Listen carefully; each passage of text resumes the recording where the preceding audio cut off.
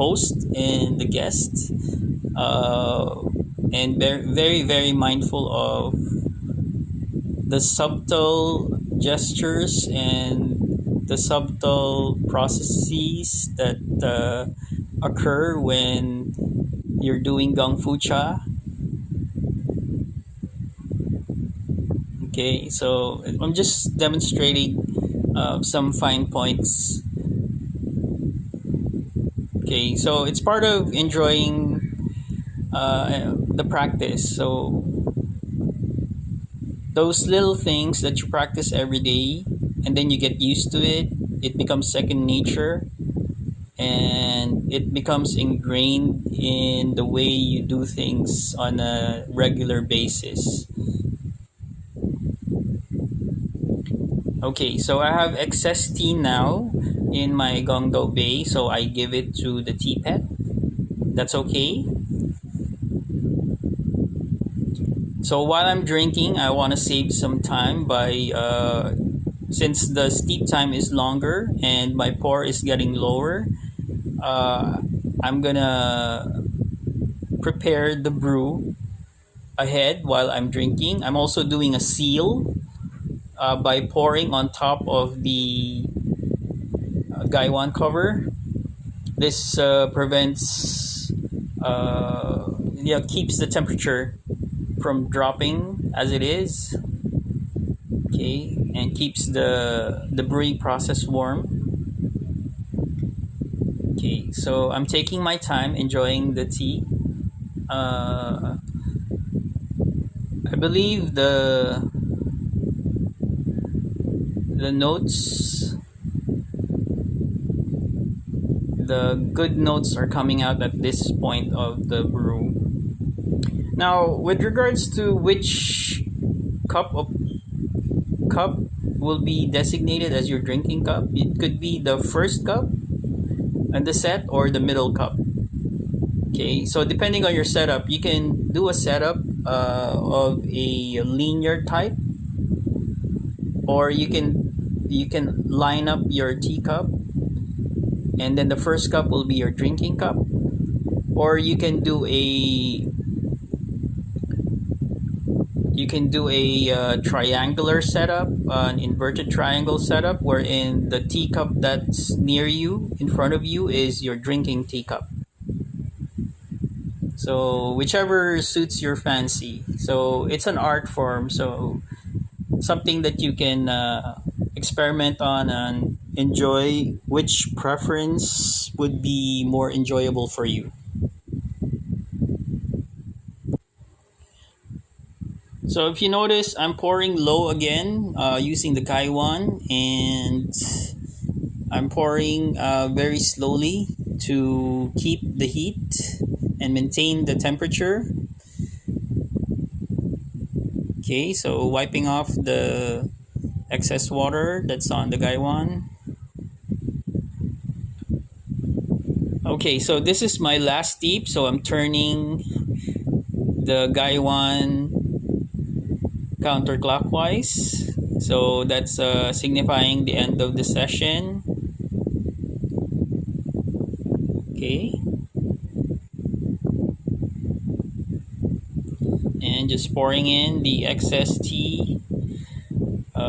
If there's too much tea left in the gangdao bay, you can season your shui fang or your tea tray. Some would do some characters, or some would do it in waves, like what I just did. Okay, so everything is seasoned, from the teacups, tea tray, teapot, and even the tea pets. So it would have the flavor of the tea. So when you put it out, the essence of the tea that you brew is embedded into your tea set.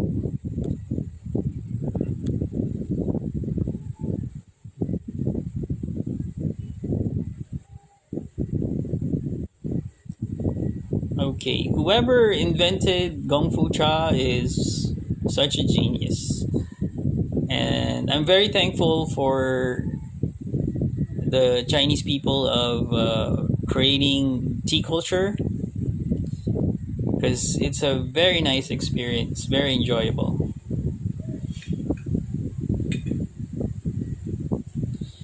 Okay, so since I've discarded the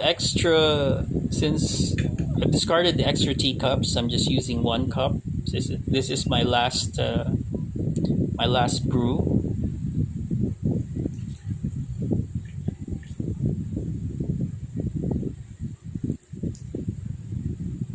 Okay.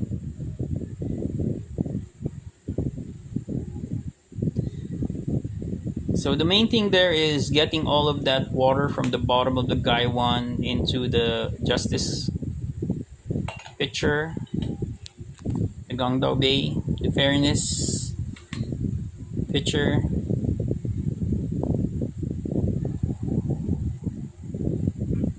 There, yeah, there it is. Okay, so just drinking with a single cup. If you notice, I practice on a regular basis. I practice different setups and styles of Gongfucha. That way, I'd be very used to. Let's say if I'm having guests, I would be very used to various numbers of people that I'm serving tea for. So whether I'm used to just serving tea for myself, serving tea with my daughter, and then I would also be used to serving tea with a lot of guests. So I've also experimented on practicing using all 10 cups.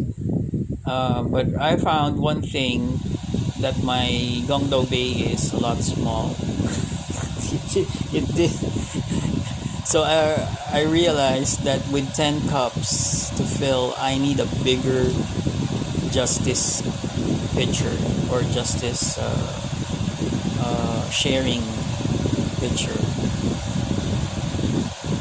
Now there are many. Okay, so we're back to our bamboo tools. I'm preparing to dump the tea leaves, but I have, okay, so I'm using the